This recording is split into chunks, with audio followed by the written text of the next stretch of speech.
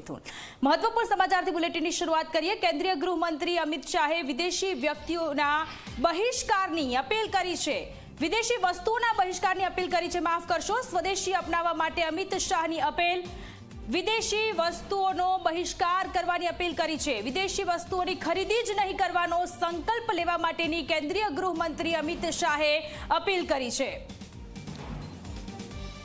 તો સ્વદેશી અપનાવવાની વાત કરી છે અને સ્વદેશી વસ્તુઓ જ આપણે યુઝ કરીશું તે પ્રકારનો સંકલ્પ પણ કેન્દ્રીય ગૃહમંત્રી અમિત શાહે ગાંધીનગરના કલોલ ખાતેથી લેવડાવ્યો છે। કેન્દ્રીય ગૃહમંત્રી અમિત શાહ 2 દિવસીય ગુજરાતના પ્રવાસે, ત્યારે આજે ગાંધીનગરના કલોલમાં તેમણે જાહેર મંચ પરથી લોકોને અપીલ કરી છે કે વિદેશી વસ્તુઓનો બહિષ્કાર કરો અને સ્વદેશી વસ્તુઓ જ અપનાવો।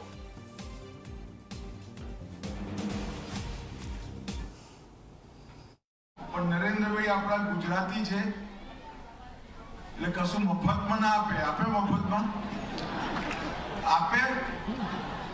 એમને અમે એક વસ્તુ માંગી છે બહેનો, ખાસ તમારી જોડે, કે ઘરમાં એકે વિદેશી વસ્તુ ના લાવી, જે પહેરીએ એ બધું દેશમાં બનેલું।